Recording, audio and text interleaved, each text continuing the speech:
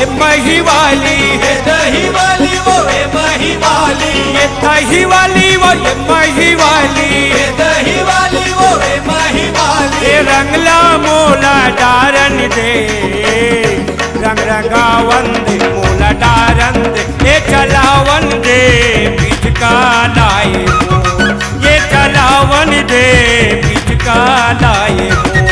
रंग रंगावन दे मोला डारन दे, ये चलावन दे बिचका लाई मोर, ये चलावन दे बिचका लाई मोर।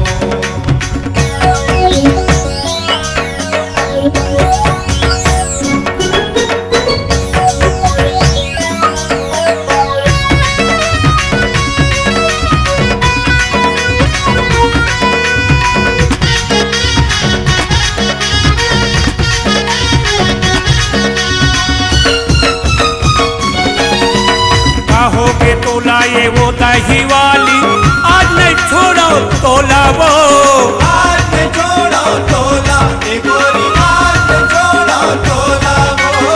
मैं रंग हूँ तोला लाली गुलाली, रंग देते हैं मोला वो। रंग पे तैहा मोला ए गोरी, रंग पे तैहा मोला।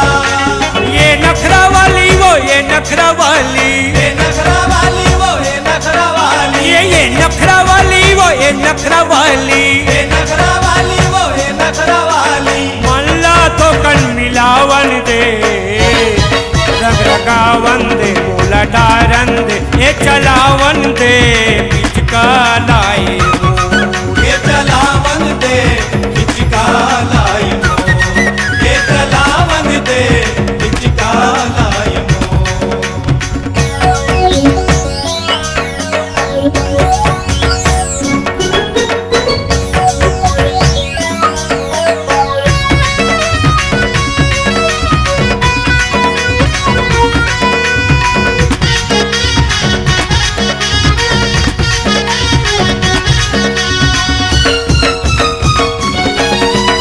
छोड़ के तैहा ला शरम ला, थोकन मोर तिर आना वो। ठोकन मोर तिर आना ए गोरी, ठोकन मोर तिर आना वो। राजा दुहावे दही महिमा, आके मोला खवाना वो। आके मोला खवाना ए गोरी, आके मोला खवाना।